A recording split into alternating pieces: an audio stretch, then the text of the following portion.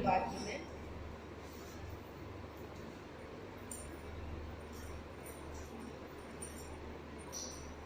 ఒక మాట చదువుదాం. ఇందులో 11వ వచనం చదువుదాం. చూడండి, 86:11 కీర్తనలో 86:11 ఇప్పుడే మనం చదువుతాం.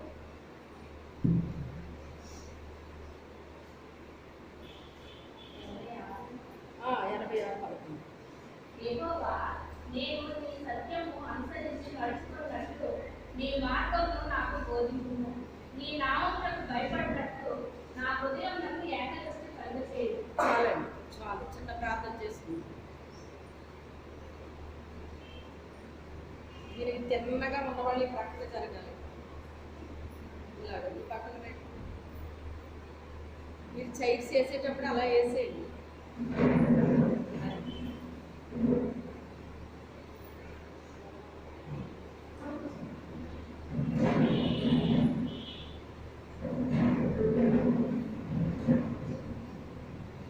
చిన్న ప్రార్థన చేసుకుందాం. ప్రభువా, ఈ యొక్క ఉదయకాల సమయంలో నాతో మాట్లాడుతుంటే ప్రార్థన చేసుకుందామండి. అందరం కూడా ఆత్మలో సిద్ధపడదాం.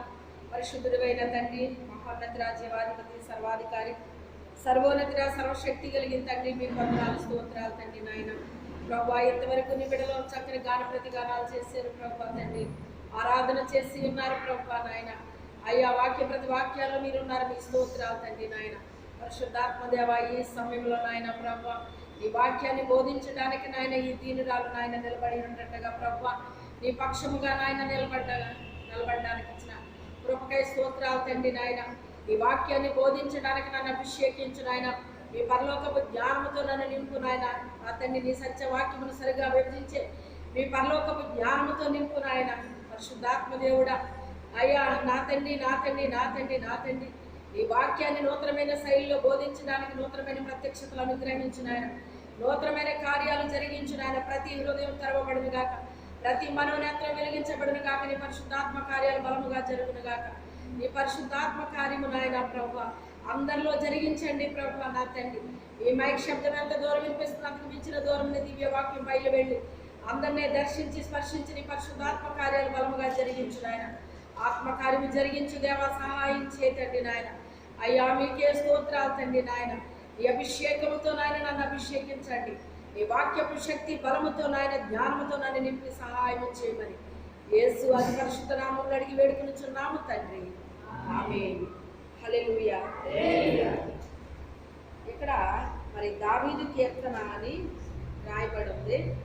ఈ దావీదు గారు ఏమని రాస్తున్నాడంటే, ఇక్కడ యెహోవా, నేను నీ సత్యమును అనుసరించి నడుచుకున్నట్లు నీ మార్గమును నాకు బోధింపు. అంటే నీ సత్యమును అనుసరించి నడుచుకోవాలని ఉంది నాకు కదా. ఒక్కొక్క మాటలో చాలా అర్థం ఉంటుందండి. ఒక్కొక్క మాటలో చాలా అర్థం ఉంటుంది అన్నమాట. దాన్ని అలా మనం పై చదువుకుంటూ వెళ్ళిపోతాం అన్నమాట. వెళ్ళిపోతే ఏం అర్థం అవుతుంది. అలాగ వింటుంటే కొంతమందికి జోలపాటలాగా ఉంటుంది. అలా విన్నా ఏమీ అర్థం అవుతుంది. అసలు దేవుడు ఏం మాట్లాడుతున్నాడు నాతో ముందుగానే ఇంటి దగ్గర సిద్ధపడాలి మనం. ప్రభువా నాతో ఈరోజు మాట్లాడని, నేనైతే నాతో మాట్లాడమని వారం రోజులు సిద్ధపడేదాన్ని అండి. ఎన్ని రోజులు? సోమవారం నుంచి ఆదివారం ఉదయం ప్రార్థనకు బయలుదేరేంత వరకు చేసుకుంటానే ఉండేదాన్ని. ఎప్పటి నుంచి? మనం ఎప్పుడు చేస్తున్నాం? మనం ఎప్పుడు చేస్తామండి? ప్రభువా నీ మందిరానికి వెళ్తున్నాను, నాతో మాట్లాడు. ఏ దేవుడికి ఆమె శివుడి ఎనబడితేంటి మాటసాలు అనుకుంటాం మనం. అంటే మన ఆసక్తిని బట్టి దేవుడు ఎలా మాట్లాడతాడు? ఒక్క మాట అయినా వింటాడు, 10 మాటలైనా వింటాడు. మనలో ఎంత ఆసక్తి ఉందో ఆ ఆసక్తిని బట్టి కూడా మనతో మాట్లాడతాడు అన్నమాట. ఆసక్తి ఉన్న వాళ్ళు ప్రతి మాటని, ప్రతి పాయింట్ని వాళ్ళు పట్టుకుంటారన్నమాట. అది మీరు వినట మట్టుకు వింటున్నారు కానీ గ్రహింపు లేదు అంటే అలా వినేసినట్టు ఉంటారు కానీ ఏమీ అర్థం అవ్వదు అన్నమాట. ఏమీ అర్థం అవ్వట్లేదని ఎలా తెలుస్తుంది మనకి? వాక్యానికి మనకి అసలు సంబంధం ఉండదు. విన్న వాక్యం మన జీవితంలో అన్వయించుకుంటే వాక్య ప్రకారంగా నడుచుకుంటాం అన్నమాట అండి. అది మన వాక్యం వింటున్నామా లేదా అన్న దానికి అర్థం ఏంటి? అది అర్థం. అందుకే ఇక్కడ దావీదు ఆయన చూడండి, ప్రతి ప్రార్థనలో కూడా ఎంత ఆశతో చేస్తాడంటే, ఆయన ప్రార్థన చాలా ఆశతో చేస్తాడండి.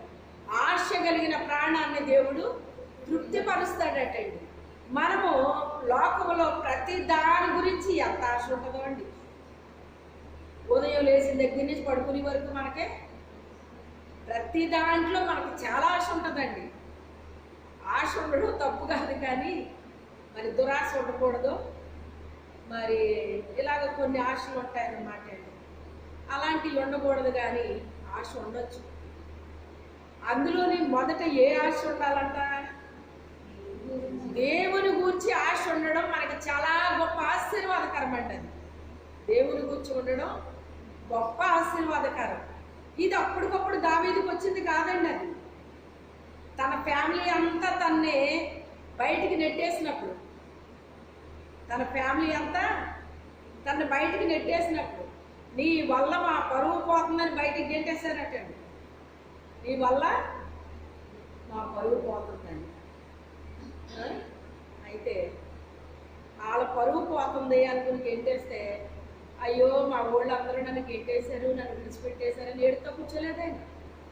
ఎవరిని హత్తుకున్నాడు వెంటనేని? తండ్రి, నా వాళ్ళందరికీ నేను వాళ్ళ ఇంట్లో ఉంటే వాళ్ళకంట పరువు పోతుందంట ప్రభువా. మరి నన్ను నీకు నేను కావాలా? నువ్వు నాకు తండ్రిగా కావాలి, నన్ను బిడ్డగా స్వీకరిస్తావా ప్రభువా అని ఆ చిన్న బిడ్డ చిన్న ప్రార్థన చేస్తే, వాళ్ళకి అక్కర్లేకపోయినా నువ్వు నాకు కావాలిరా, ఎందుకంటే నువ్వు నా బిడ్డవే, నా బిడ్డవే. వాళ్ళ కడుపులో వేసాను కనుక వాళ్ళ ఇంట్లో పుట్టావు నువ్వు, వాళ్ళ ఇంట్లో వేసావు కనుక వాళ్ళ ఇంట్లో పుట్టావు నువ్వు. అంతేగాని నువ్వు నా బిడ్డవురా, ఎంతమంది వదిలేసినా నేను విడిచిపెట్టను కదా నిన్ను, రా అన్నాడు అన్నమాట. ఆయన రా అంటే ఇక ఆయన హత్తుకున్నాడు. మరి చక్కగా స్తుతిస్తున్నాడు, ఆరాధిస్తున్నాడు, గణపరుస్తున్నాడు, మహిమపరుస్తున్నాడు.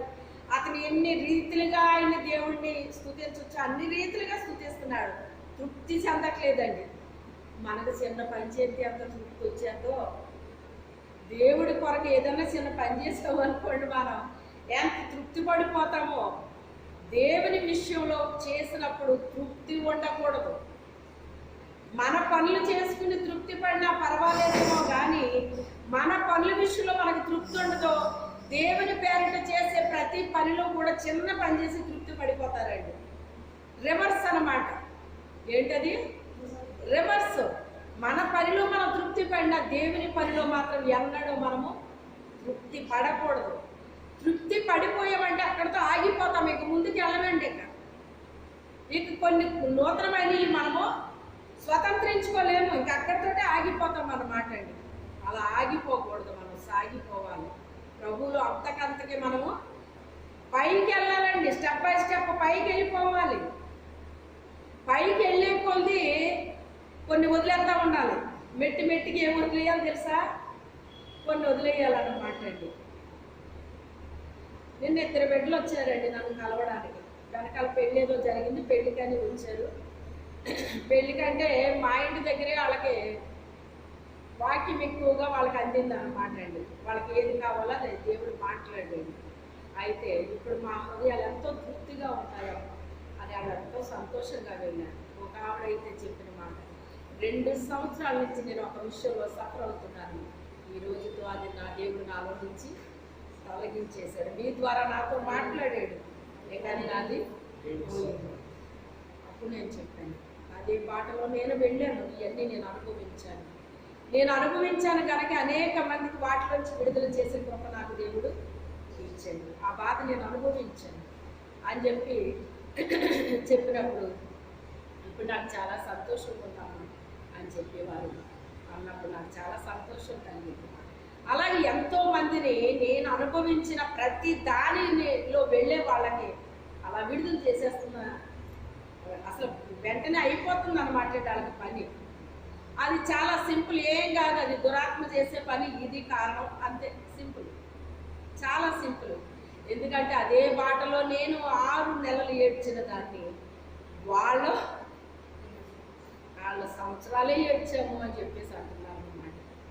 అది దురాత్మలు ఏడిపిస్తాయమ్మ మిమ్మల్ని. ఇది నిజమైన ఏడుపు కాదు, నిజమైన దుఃఖం కాదు ఇది. దేవుడు మనకు శాంతినిచ్చాడు, సమాధానాన్ని ఇచ్చాడు, నెమ్మదినిచ్చాడు. అది సైతాన్ని దొంగిలిస్తాడు మన దగ్గర నుంచి. ఏడవాలి మంచిదే. ఎందుకు ఏడవాలి? ఆత్మల రక్షణ కొరకు ఏడవాలి.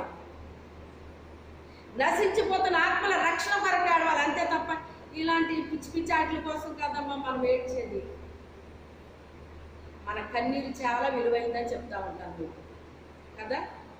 అలాగే కన్నీరు వృధా చేశాడండి దావీదు ఎక్కడన్నానే. ఇక్కడ ఎంత చక్కని మాట మాట్లాడుతున్నాడండి. సత్యమును అనుసరించి, చదవండి ఒక మాట.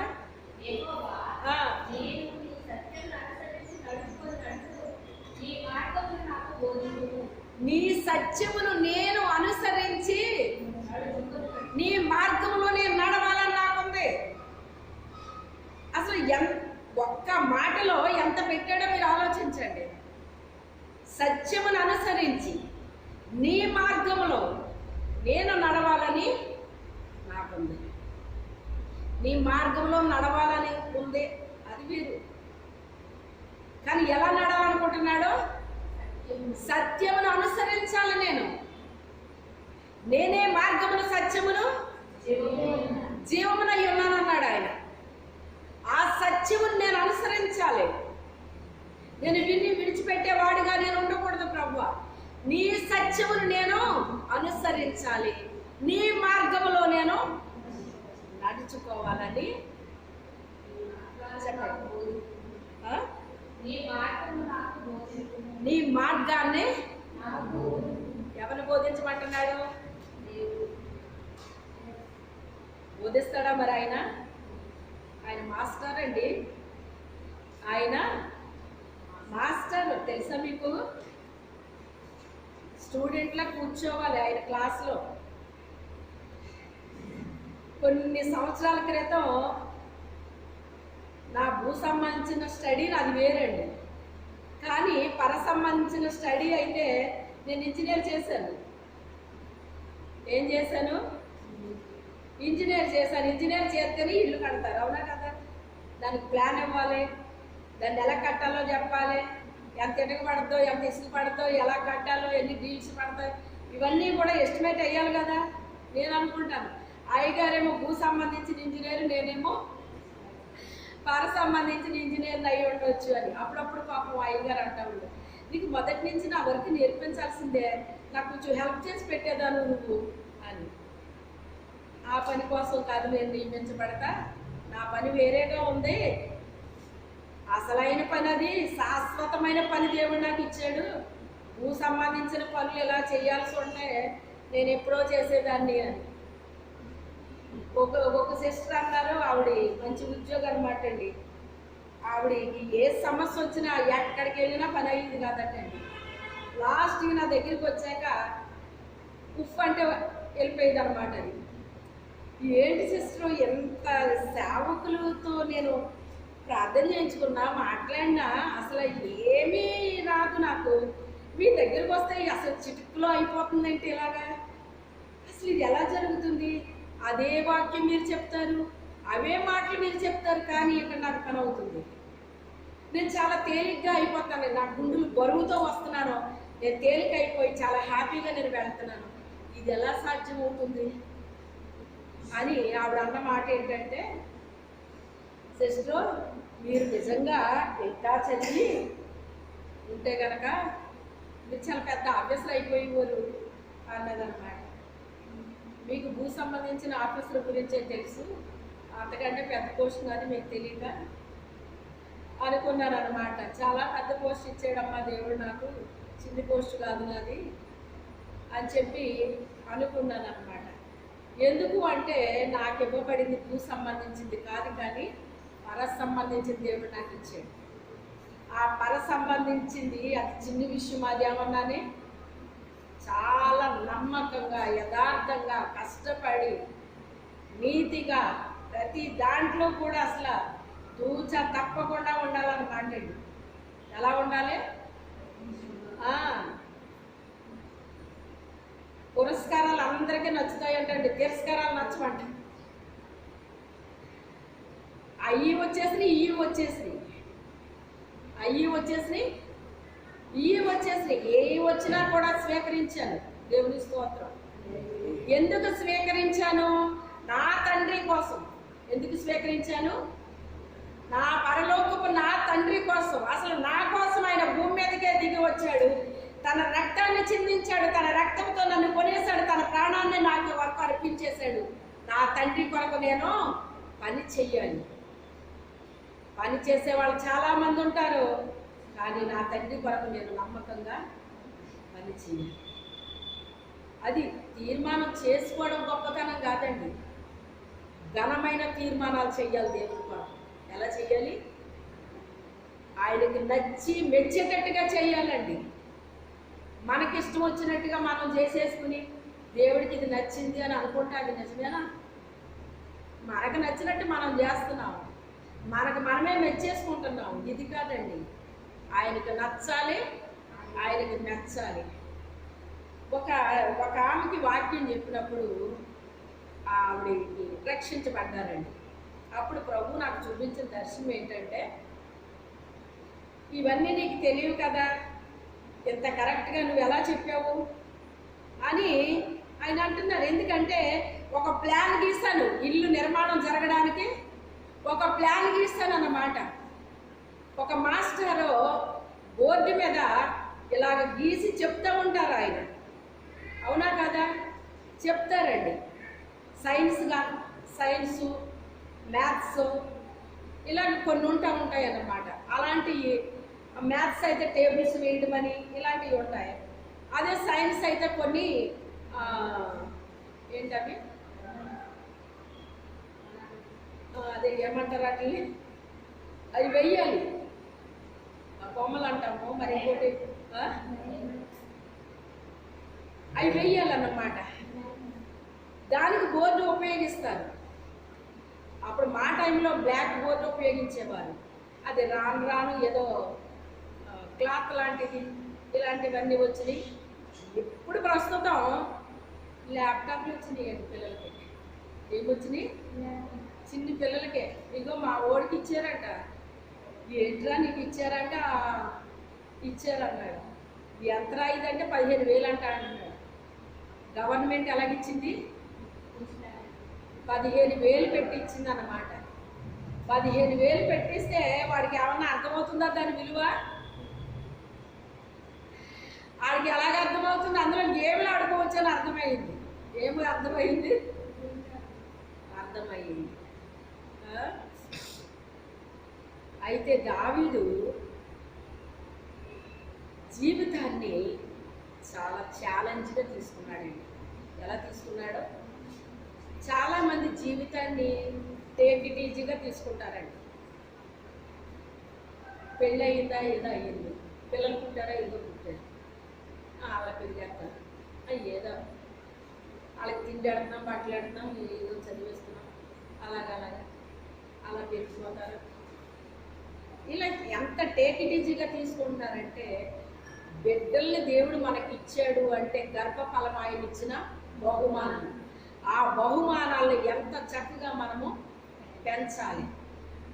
మనల్ని నమ్మి మన చేతిలో పెట్టాడు ఆ బిడ్డల్ని. ఆ బిడ్డల్ని మనం అందంగా తీర్చి దిద్దాలండి.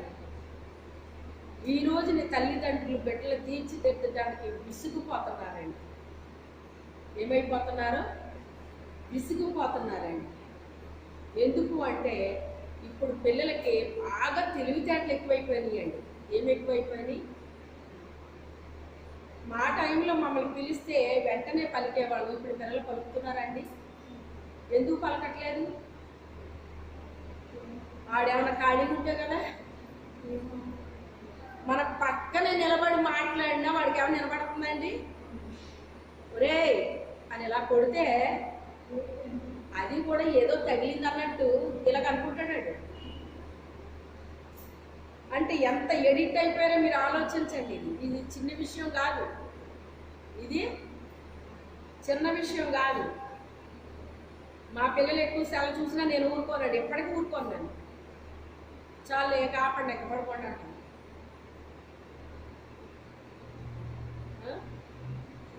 అంత పెద్దోళ్ళైనా మాట వ్యతిరేకించరండి. ఎందుకని? తల్లిగా మనకు మన బిడ్డల మీద ఏముంటుంది? అధికారం ఉంటుంది. ఆ అధికారాన్ని దేనికి ఉపయోగించాలో దానికి ఉపయోగించాలి. మనం పిచ్చి పిచ్చి ఆటలకు కాదు మనం ఉపయోగించాల్సింది అధికారం. మంచిగా ఉపయోగించాలి మనకి ఇవ్వబడిన అధికారాన్ని. ఆయన అంటాడు కదా, ప్రభువా నీ సత్యమును అనుసరించి నీ మార్గములో నేను నడవాలనుకుంటున్నానయ్యా, నాకు బోధించయ్యా, నాకు మాస్టర్గా ఉండు అని అడుగుతున్నాడండి. అసలు ఇలాంటి కోరిక కోరితే ఎంత ఇష్టపడిపోతారండి. మాస్టర్లకు ఎప్పుడు కూడా చదివే పిల్లలంటే చాలా ఇష్టపడతారండి. అవునా కాదా? చాలా ఇష్టపడతారండి. వాళ్ళు ప్రత్యేకంగా చూస్తారు కూడా అన్నమాట. ఈ పిల్లలు చాలా చక్కగా చదువుతారు అని వాళ్ళు చాలా ఇష్టపడతారన్నమాట. చెప్పిన మాట వింటారు, చక్కగా చదువుతారని ఇష్టపడతారండి. అలాగే మన పరమ తండ్రి కూడా మనకేం చేస్తాడట? బోధ చేస్తాడండి. ఏం చేస్తాడు ఆయన? బోధ చేస్తాడండి. ఆయన బోధ చేయాలి అంటే మనం వినాలి కదా. మాస్టర్ పాఠం చెప్తుంటే మనం ఇటు అటు చూసుకుంటుంటే ఏదో వెతుక్కున్నట్టు ఇక అది ఎక్కడ వెళ్తుంది మనకి చెవిలోకి? వినగలిగిన చెవి మన దగ్గర ఉంటే అండి చెప్పే మాట నేరుగా మన చెవిలోకి వెళ్ళిపోతుంది. మనం ఎక్కడున్నా వెళ్ళిపోతుందండి. మందిరంలో కూర్చున్నా వెళ్తుంది, ఏదన్నా పని మీద బయటికి వెళ్ళినా వెళ్తుంది, ఎలాగైనా వెళ్ళిపోద్దండి. విచిత్రం ఏంటో, నేను ప్రయాణం చేసిన ఎక్కడి నుంచో ఒక మాట నా చెవిలో పడేది వచ్చి, బస్సు ఆగిన దగ్గర కానీ వెళ్ళేటప్పుడు కానీ ఏదో ఒక మాట వచ్చి పడేది. ఆ ఒక్క మాట అలా ధ్యానించుకునేదాన్ని అనమాట అండి. మొదట దేవుడు అంటే మనకి ఇష్టం ఉండాలి. దేవుడు అంటే ఎప్పుడైతే ఇష్టపడుతున్నామో దేవుని మాటలు అంటే ఇష్టపడతామండి. మనం దేవుని మాటలను ఇష్టపడితే సరిపోలేదు, ఆ మాట ప్రకారంగా జీవించాలని ఇష్టపడాలి. అది అసలైంది. ఆయన వాక్యముని విని చదివి గైకొనువాడు ధన్యుడు అంటున్నాడండి యోహాను గారు. చదవాలి అంటే కొంతమంది చదువుకొని వాళ్ళు ఉంటారని గుర్తొచ్చింది మా ఇంట్లో. వినాలి, చదవాలి, దాన్ని గైకొనాలి. విన్నా సరిపోలేదు, చదివినా సరిపోలేదు, నువ్వు గైకొనాలి. గైకొనకపోతే నువ్వు ఎంత విన్నా వేస్టే, ఎంత చదివినా వేస్టే, రెండు వేస్ట్ అయిపోతాయి. గైకొనాలి. నువ్వు నాకు బోధించయ్యా అని అడుగుతున్నాడండి. బోధించయ్యా అని తర్వాత ఇంకో మాట ఉంది చూడండి. నీ నామమునకు భయపడినట్లు నీ నామమునకు భయపడినట్లు నా హృదయంలో ఒకే దృష్టి నాలో ఉండాలి. ఏకదృష్టి అంటే ఏంటి? ఒకే దృష్టి మీద నేను ఉండాలి. ఏ దృష్టి ఎక్కడ పెట్టావేంటి? నేను ఒకటి చెప్తుంటే నువ్వు ఇంకోటి చేస్తున్నావేంటి? ఏ దృష్టి ఎక్కడ పెట్టావు? అలా చూస్తారండి. వాళ్ళ మైండ్లో ఏదో ఉంటుందండి. మనం చెప్పిన వాళ్ళకి వినపడదు. ఎందుకు వినపడట్లేదు? మైండ్లో ఏదో ఉంది. ఈ మైండ్కి ఎంత పవర్ ఉంటుందో మీకు తెలుసా? ఇక్కడ కూర్చుని మీరు ఏదైనా మీరు ఆలోచించుకోండి. ఫలానా అనుకున్నారనుకోండి, అక్కడికి వెళ్ళి తిరుగుతారు మీరు. మీ బాడీయే ఇక్కడ ఉంటుంది, మీ మనసు అక్కడ తిరుగుతూ ఉంటుంది. అది ఏకదృష్టేనా? దేవునికి స్తోత్రం. మన మందిరంలో అలాంటి వాళ్ళు లేనందుకు స్తోత్రం. అంతేనా? ఆమె తిరుగుతున్నాయా వెళ్ళి? మేరీ గారు తాళం వేయలేదు ఇంటికి, స్టవ్ ఆపానో లేదో అనుకుంటున్నారా ఎవరన్నా? అనుకోకండి. మొత్తం అన్నీ చేసేసుకుని సర్దేసుకుని ఒక్కసారి మీరు స్టవ్ ఆపారో లేదో చూసుకోవాలి వచ్చే ముందు. అసలే వేసవ కాలం. సాతాను సాతానుడు ఎక్కడ ఏది చేద్దామని రెడీగా ఉంటాడు దేవుని బిడ్డలకు. అర్థమైందా? అందుకని ఒక్కసారి మీరు వచ్చేసే ముందు చెక్ చేసుకుని అప్పుడు తాళం వేసుకుని వచ్చేసేయాలన్నమాట. అది ఈ భద్రత విషయంలో ఏం పర్వాలేదు, ఏం చెప్పక్కర్లేదులే మీకు. దేవుని స్తోత్రం. నేను ఏక దృష్టిలో ఉండాలనుకుంటున్నానయ్యా తండ్రి, నాకు ఏక దృష్టి కావాలి, నాకు ఏక దృష్టి కావాలి అని ఇక్కడ అడుగుతున్నాడు అన్నమాట. ఇప్పుడు 70వ అధ్యాయంలోకి రండి. అంటే వెనక్కి వెళ్ళాలి, మీరు ముందుకు కాదు, వెనక్కి వెళ్ళాలి. 70వ అధ్యాయంలో ఈ మాట చెప్తున్నాడు దేవుడు.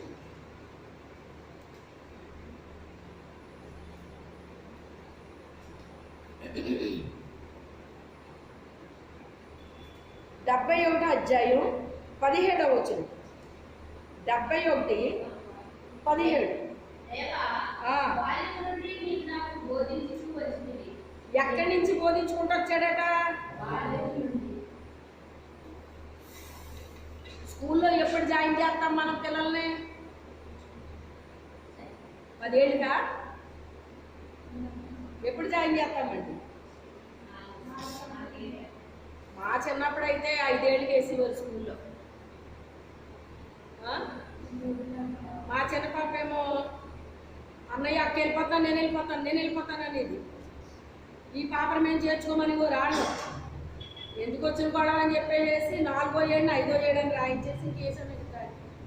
మీకేం చేయి మరి? ఆ అమ్మాయి ఏమో నేను ఉంటున్నట్టు ఇంట్లో, వాళ్ళేమో రావద్దంటారు. ఫోన్లేండి బాబు, సంవత్సరం పెంచి రాసేయండి, మరి ఇంకేం చేస్తామంటే అని రాయించేస్తామన్నమాట. మళ్ళీనేమో 5th చదవకుండా 6thలోకి వెళ్ళిపోయింది, ఇంటికి కొంచెం పారం కట్టేసింది. ఆ రకంగా అక్క చెల్లెలిద్దరూ ఒకటైపోయారండి. అంతా ఒక రకంగా మేలే జరిగిందన్నమాట. ఇద్దరు ఒకటైపోయారు, ఒకే క్లాస్ అయిపోయింది. ఇంజనీరింగ్కి వెళ్ళిన తర్వాత కూడా ఇద్దరు ఒక రూమ్లో ఉండడానికి అవకాశం కలిగింది. బ్రాంచీలు వేరు కానీ ఒకే కాలేజ్ అయ్యింది, ఒకే రూమ్లో ఉండడానికి. ఇదంతా కూడా మేలు కొరకే జరిగినట్టు అనిపించింది అన్నమాట. అక్కడికి వెళ్ళిన తర్వాత మాస్టర్ అన్నారు, ఏంటమ్మా 2 నెలల తేడానే ఉంది ఇందులోని. 6 నెలల తేడా అంటే ఎలా కుదురుతుంది వీళ్ళిద్దరికని? ఇలా రాశారేంటి అని చెప్పేసి ఇద్దరు ఏమన్నా కవల పిల్లలా అని అడిగాడు. కాదండి అని చెప్పాము. అయ్యగారు నేను వెళ్ళామన్నమాట. అంటే ఎక్కడైతే పర్వాలేదు కానీ రేపొద్దున అమెరికా ఇలాంటివి వెళ్ళేటప్పుడు ప్రాబ్లం ఇది, మరి ఏం చేయము అని చెప్పేసి వాళ్ళు ఏటేటో చేసేసారు మొత్తం మీద. మరి ఇలా చేద్దాం అనుకుంటున్నాను, చేయమంటారా అన్నాడు. ఎలాగలా చేసేయండి బాబు అని. అలాగే ఏం చేశారో మనకు తెలియదు. మొత్తం మీద వాళ్ళు ఎడ్యూట్ చేశారండి. ఎప్పటి నుంచి బోధించాలి దేవుడు మనకే? మన బోధ ఇప్పుడైతే ఇప్పుడు జనరేషను 2.5 సంవత్సరాల నుంచే పిల్లలు స్కూల్కి వేసేస్తున్నారండి. అంటే స్కూల్ కాదు, అది నర్సరీలో వేసేస్తున్నారు. ఎందుకంటే స్కూల్ అంటే అలవాటు అవుద్ది అని ఒకటి. అంతకంటే ఇంకా ముఖ్యమైనది ఏంటి? వీళ్ళని భరించలేక వీళ్ళని భరించలేక నిజంగా టీచర్స్కి చాలా హ్యాట్సాప్ చెప్పాలన్నమాట. ఈ తల్లిదండ్రులే వీళ్ళ గోల పడలేకపోతే వాళ్ళు భరిస్తున్నారంటే వాళ్ళకి ఎంత చెప్పాలండి మనం? వీళ్ళు తల్లిదండ్రులు కృతజ్ఞతలు చెప్పొద్దు, చెప్పాలి.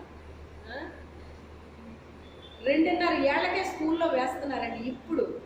ఎందుకు అంటే పిల్లలకి కొంచెం జ్ఞానం ఎక్కువైపోయిందండి. దేవుడు ఇప్పుడు జనరేషన్కి నేను జ్ఞానం ఇస్తున్నానని దేవుడు మాట్లాడాడండి. ఒకరోజు ఆల్దినకర్ గారు గమని చెప్పారు ఈ మాట. ఇప్పుడు పుట్టబోయే పిల్లలకి జ్ఞానం ఇస్తాను నేను అన్నాడట దేవుడు. అలాగే వచ్చేసిందండి ఈ పిల్లలకు. అందుకే ఈ తల్లిదండ్రులు పరిగెట్టలేకపోతున్నారు. వాళ్ళు అంటారు పరిగెట్టలేకపోతున్నారంటే వాళ్ళు పరిగెట్టాలని కాదు, వాళ్ళని వీళ్ళు చూసుకోలేకపోతున్నారు. అది అంత స్పీడ్ అయిపోయారండి ఇప్పుడు పిల్లలు, అంత స్పీడ్ అయిపోయారన్నమాట. అయితే స్కూల్లో వేసేసిన తర్వాత ఆ నర్సరీలు ఉంటాయి, అది అయిపోయిన తర్వాత వాళ్ళే స్కూల్కి అప్పచెప్పేస్తారు. మీరు ఏ స్కూల్కి వేసుకుంటారో ఆ స్కూల్లో వేసేసుకోండి అని పంపించేస్తారు. అయితే ఏది ఏమైనప్పటికీ ఒకప్పటికంటే ఇప్పుడు 5 ఏళ్ళు వచ్చేటప్పటికి ఆడు ఎల్కేజీ యూకేజీ అయిపోతుందా? ఫస్ట్ స్టాండర్డ్లోకి వచ్చేస్తున్నాడా? వచ్చేస్తున్నారు. ఇప్పుడు ఇంత ఫాస్ట్గా జరుగుతుందండి. అయితే ఈయనేమంటున్నాడు, నా బాల్యం నుండి నీవు నాకు బోధించావు అంటున్నాడండి. ఎప్పుడు నుంచి నా దేవుని బోధన అడిగాడు? బాల్యంలోనే అడిగాడటండి. ప్రభువా నీవు నాకు బోధించు. ఎలా బోధించాలో అతనే చెప్తున్నాడు. మళ్ళీని చాలా విచిత్రంగా లేదు? మీరు బోధించండి అనాలి, కానీ ఏం బోధించమని అతను చెప్తున్నాడు? సత్యమును అనుసరించి నీ మార్గంలో నేను నడిచేటట్టుగా అలా బోధించు నాకు. నేను సత్యమును అనుసరించాలి, నీ మార్గంలో నేను నడవాలి. మళ్ళీ నా దృష్టి అటు ఇటు పోకూడదు. ఎలా ఉండాలి? ఏక దృష్టి మీద నేను ఉండాలి. మనం ఎప్పుడు కూడా ఒక పని చేసేటప్పుడు మీరు గమనించండి, అది ఏ పని అయినా కావచ్చండి, మనము దృష్టి దాని మీద పెడితేనే దాన్ని చక్కగా చేయగలుగుతాం. మనం దృష్టి దాని మీద మనం పెట్టలేకపోతే అందులో మంచిగా చేయగలుగుతాం, అది చేయలేమండి, చేయలేము. ఎందుకు? మనం అందరం కొంచెం స్త్రీలు ఎక్కువ ఉన్నాం కాబట్టి వంటలు చేస్తాం కదా. మనం కాస్త జాగ్రత్తగా పట్టించుకున్న కూర ఎలా ఉంటుంది, పట్టించుకుంది ఎలా ఉంటుందండి? మా పిల్లలు అంటారు, మేము ఇలాగే ఉండమ్మా, మీకు వచ్చిన టేస్ట్ మాకు రావట్లేదేంటి? అది అందు మీద పెట్టేసి నేను వేసాను ఉప్పు కారం అంటే అలాగ అయిపోదమ్మా. ఇది ఏ టైంలో ఏది వేయాలో అలాగే వేయాలి. నేను వంట కార్యక్రమంలో ఉంటే వంటగది చుట్టే తిరుగుతూ ఉంటానండి. నా దృష్టి అంతా దాని మీద ఉంటుంది, అది దింపిదాకా దాని మీద ఉంటుంది. ఏ టైంలో ఏది వేయాలో అది వేయాలి కదా. అది ముందేసింది వెనకాలేసింది ముందు వేయకూడదు. దీనికి కొన్ని ఉంటాయమ్మా, అలా చెయ్యాలి, అప్పుడే దాని టేస్ట్ వస్తుంది అని చెప్పేసి చెప్తాను. అంత ఓపిక ఎక్కడ మాకు? నీకులాగా నువ్వు ఓపికగా చేస్తావు. నాకు మంచి టైటిల్ ఇచ్చారు మా పిల్లలు, మా ఆత్మీయ బిడ్డ కూడా మంచి టైటిల్ ఇచ్చారు నాకు. అమ్మగారి చేతితో భోజనం చెయ్యాలి, తృప్తిగా ఉంటుంది అని టేస్ట్ వచ్చేస్తుంది. ఎందుకంటే ఆ ప్రేమతో మీకు పెడతాను కనుక అదొక ప్రేమ మీకు, అంతే. దేవుడు మనకి బోధిస్తే అండి అది ఎలాగలా ఉండదండి, మనుషులు చెప్పినట్టుగా ఉండదండి. అందుకే దేవుని ఆత్మ కలిగి బోధించిన వాళ్ళ యొక్క బోధ వేరుగా ఉంటుంది, దేవుని ఆత్మ లేకుండా బోధించిన వాళ్ళ యొక్క బోధ వేరుగా ఉంటుందండి. దేవుని ఆత్మ కలిగి మనం బోధించినప్పుడు ఎంతమంది ఉన్నప్పటికైనా ప్రతి ఒక్కరితో దేవుడు మాట్లాడతాడు. మనమే బోధిస్తే వాళ్ళందరికీ ఏదో అవసరమో మనకు తెలియదు కదా. ఎవరినో ఒకరినో ఇద్దరినో దృష్టిలో పెట్టుకుని వాళ్ళ కోసం చెప్తారు. అదే పరిశుద్ధాత్మ అభిషేకము కలిగి మనం మాట్లాడుతుంటే పరిశుద్ధాత్ముడికి ఎవరికి ఏ అవసరమో ఆయనకు తెలుసు కనుక ప్రతి ఒక్కరితో ఆయన మాట్లాడతాడండి. పదుల సంఖ్యలో ఉన్న మాట్లాడతాడు, వందల మీద ఉన్న మాట్లాడతాడు, వేల మీద ఉన్న మాట్లాడతాడు, లక్షల కొలది వచ్చినా మాట్లాడతాడు, కోట్ల కొలది ఉన్న మాట్లాడతాడు. ఆయన అందరినీ ఎరిగిన వాడు కనుక. అందుకే పరిశుద్ధాత్మ నడిపింపు ఖచ్చితంగా కావాలి. నడిపింపు వ్యక్తిగతంగా మనకు అవసరం అండి. అభిషేకము మనకి అందరికీ కూడా అవసరమే, మనకి అందరికీ కూడా అవసరమే. అది పరిశుద్ధాత్మ నడిపింపు కలిగిన వాళ్ళు కూడా బోధించిన కొంతవరకు వర్క్ అవుతుంది, కానీ అంతా వర్క్ అవ్వదండి. వాళ్ళ గంటల కొద్ది బోధిస్తే ఎంత పని జరుగుతుందో అభిషేకం కలిగిన వాళ్ళు నిమిషాల్లో పని అయిపోతుంది. ఇది ఎలాగంటే ఒక మిషన్ పనిచేసినట్టు ఉంటుంది అన్నమాట. అభిషేకం కలిగిన వాళ్ళు బోధించినప్పుడు ఒక మిషన్ ఉంటుంది చూసారా, మనుషులు అదే పనిని చేయాలంటే కొన్ని గంటలు రోజులు పడుతుందండి. అదే పనిని ఒక మిషన్ పనిచేయాలి అంటే నిమిషాల్లో పనిచేసేస్తుందండి. ఈ అభిషేకం కలిగిన వాళ్ళు పనిచేసిన పనికి అభిషేకం లేనివాడు చేసిన పనికి అంత వ్యత్యాసం ఉంటుంది అన్నమాట. తెలుసా? రెండింటికి అంత తేడా ఉంటుంది. అందరితో మాట్లాడతాడండి ఆయన. అందుకే అభిషేకము కలిగిన వ్యక్తులు మనకు బోధించడం మనకే ఎంతో అవసరం, ఎంతో అవసరం అండి. బోధ కాదండి అవసరం, అభిషేకంతో కూడిన బోధ అవసరం, బోధ అవసరం. ఈరోజు నాతో మాట్లాడలేదండి దేవుడు అనుకుని మీరు వెళ్ళిపోయిన రోజు ఉందా ఎప్పుడన్నా? ఇక్కడ ఎప్పుడు వచ్చినా దేవుడు మీతో మాట్లాడతాడు, అవునా కదా? కరెక్ట్ అది. ఎందుకంటే నేను ఆయనకి చెప్పుకుంటాను, ప్రభు ఈరోజు బిడ్డలు వస్తారు, ఈరోజు చేయండి మీకోసం ప్రార్థన ఎప్పటి నుంచో చేస్తాను. మరి ఇదిగో పలానా శుక్రవారం, మంగళవారం ప్రార్థన చేసినప్పుడే పెట్టేస్తానండి శుక్రవారం ప్రార్థన, ఆదివారం ప్రార్థన గురించి. అప్పటి నుంచే చేసుకుంటా వస్తాను, ప్రతిరోజు చేసుకుంటా వస్తాను. ఈ బిడ్డలు వస్తారు, ఏం మాట్లాడుతూ అవుతండి, ఏం అవసరం అవుతండి అని. బాల్యము నుంచి నీవు నాకు బోధించావయ్యా. ఎందుకు బోధించాడు ఆయనకు బాల్యము నుంచి? ఎందుకు బోధించాడండి? ఆయన అడిగాడు, ఏం చేశాడు? అల్లర చిల్లరగా తిరగడానికి ఇష్టపడలేదు ఆయన. తన తోటి పిల్లలు అందరూ పిచ్చి పిచ్చిగా తిరుగుతున్నారు, పిచ్చి పిచ్చి ఆటలన్నీ ఆడుతున్నారు. ఆళ్ళ చెట్టుకాయ కోసుకొస్తున్నారు, ఏళ్ళ చెట్టుకాయ కోసుకొస్తున్నారు, అల్లరి పనులు చేస్తూ ఉన్నారు. కానీ ఆ పిల్లోడు అలా చేశాడా?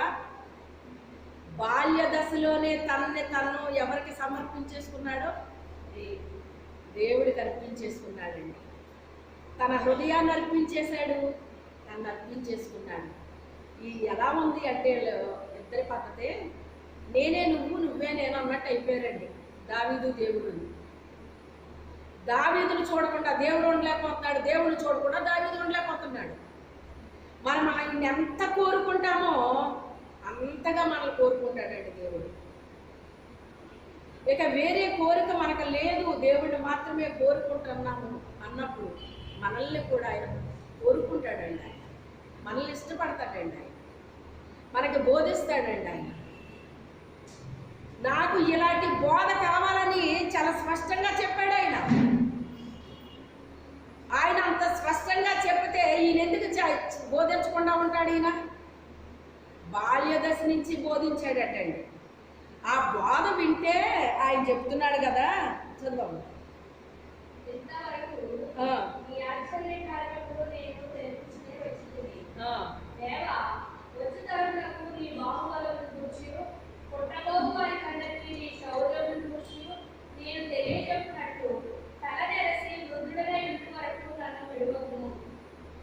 ఆయన మరలా దేవుణ్ణి ఒక కోరుకుంటున్నాడు. ఆయన బోధిస్తున్నాడు, ఈయన వింటున్నాడు, బాగానే ఉంది. మళ్ళీ ఒక కోరుతున్నాడు. ఏమని కోరుతున్నాడు? వచ్చే తరానికి నీ బాహుబలమును గూర్చి పుట్టబోయే వారందరికీ. వచ్చే తరం అంటే ఏ తరం అది? అంటే పుట్టబోయేవాళ్ళు, పుట్టినోళ్ళు కూడా కాదు. పుట్టినోళ్ళకి ఆల్రెడీ చెప్తున్నాడు, పుట్టబోయే వాళ్ళు ఉన్నారు ఇంకానే, వాళ్ళకు కూడా నేను నీ శౌర్యమును గురించి నేను తెలియపరచున్నట్లు. అంటే ఎంతవరకు అంటే ప్రభువా, నా తల నెరసిపోయి, అంటే వీళ్ళకండి ఇలాంటి విషయాల్లోనండి తల మెరిసిపోయిందండి వీళ్ళకి అంటారు. అంటే దాని అర్థం ఏంటి? ఈ తల మెరిసిపోవడం కాదండి, ఈ తల అందరికీ మెరిసిపోతుంది. చిన్న బిడ్డలకి కూడా ఇప్పుడు మెరిసిపోతుంది. గల కారణం ఏంటంటే కొన్ని విటమిన్స్ లోపం వల్ల అది మెరిసిపోద్దండి. నీ జుట్టు ఏంటి అసలు మెరవదు అని ఓ రైగారు, నా జుట్టు మెరిసిపోయి నీ జుట్టు మెరవట్లేదు అని కోరు. ఇది భూ సంబంధించినది. ఇది ఓ మాట చెప్పాను లేదని ఆయనతోటి, ఎవరితోని లేదు, ఒకటి చెప్పాను లే నేను ఆయనకి, అందుకే అది అలాగ అవ్వదు అని చెప్పింది అన్నమాట. అయితే భూ సంబంధించిన విషయం గురించి కాదు ఇక్కడ చెప్పేది, అనుభవాల్లో తల పండిపోయిందని దాని అర్థం అన్నమాట. ఏళ్ళో ఇలాంటి అనుభవాల్లో వీళ్ళేమైపోయారు? అనేకమైన అనుభవాలు వీళ్ళకి వచ్చేసినాయి అన్న మాటనే తల పండిపోయింది అంటారన్నమాట అండి. అది తల పండిపోవడం అంటే ఈ తల పండిపోవడం గురించి కాదు, ఈ తల పండిపోవడం గురించి కాదు. అలాగా నేను బుద్ధుడినై తల నెరసి బుద్ధుడినై ఉండు వరకు నన్ను విడవద్దయ్యా అని చెప్తున్నాడండి. తర్వాత ఇంకో మాట కూడా ఉంది.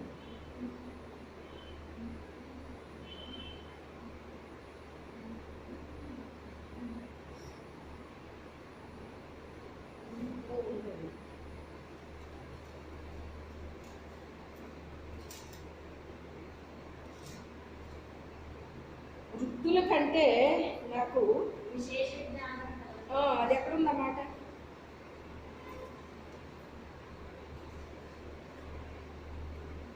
ఇలా వినడాన్ని బట్టి అంట వృద్ధులకు వస్తుందట అండి అంత జ్ఞానం.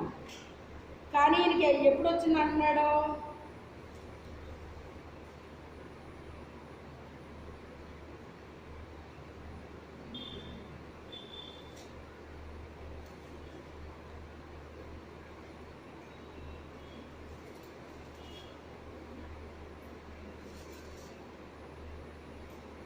సరే టైం వేస్ట్ చేసుకోకూడదు మనం.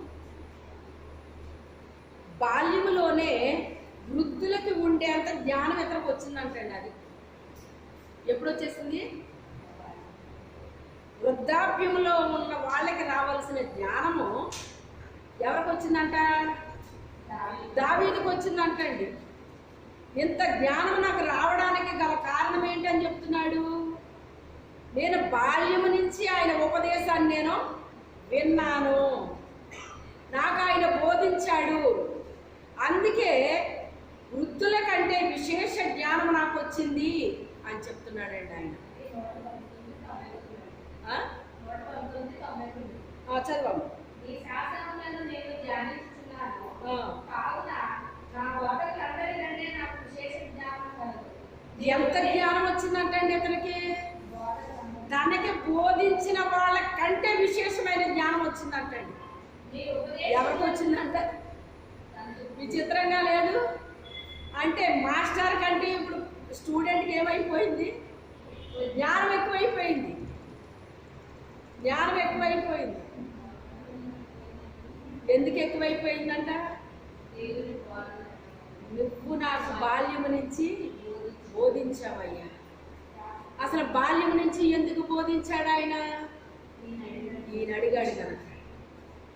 చూసారా, ఒకదానికి ఒకటి కనెక్షన్ ఎలా ఉందో చూసారా. బాల్యంలో ఏమేమో అడుగుతారండి. బాల్యంలో అది కావాలి, ఇది కావాలి, ఏదో కావాలని అడుగుతూ ఉంటారు. కానీ ఈయనేమడిగాడు? నాకు బోధించయ్యా, నీ మార్గమును అనుసరించి, సత్యమును అనుసరించి నీ మార్గంలో నడిచేటట్టుగా, ఏకదృష్టి మీద నేను ఉండేటట్టుగా నాకు బోధించయ్యా అని అడిగాడు. అడిగిన ప్రకారంగా దేవుడు ఏం చేశాడట? ఆయనకు బోధించాడట.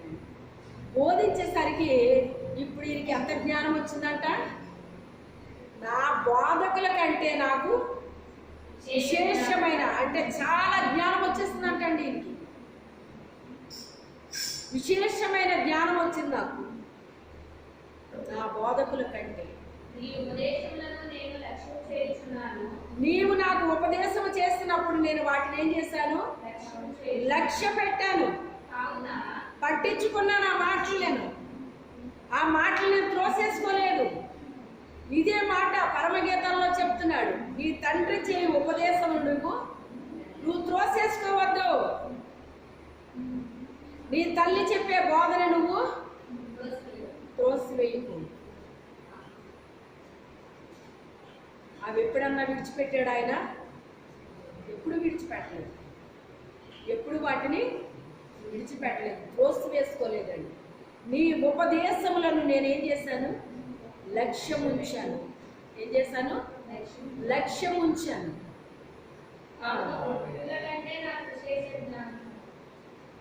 నీ ఉపదేశం మీద నేను లక్ష్యం ఉంచాను కనుక నాకు వృద్ధుల కంటే విశేష జ్ఞానం నాకు లభించిందయ్యా. కారణం చెప్తున్నాడు అన్నమాట. అక్కడ అడిగాడు, ఎలాంటిది కావాలో కూడా అడిగాడు అనమాట అండి.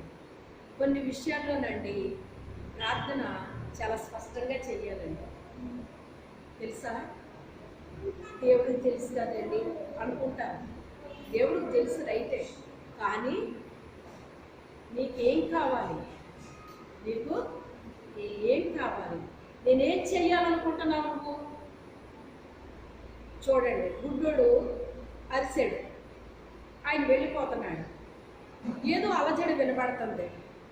ఏంటి అలజడి వినబడుతుంది? ఏం జరుగుతుంది ఏం జరుగుతుంది ఏం జరుగుతుంది అని చుట్టుపక్కల ఉన్న వాళ్ళని అట్లా కంగారు చేసేస్తున్నాడు.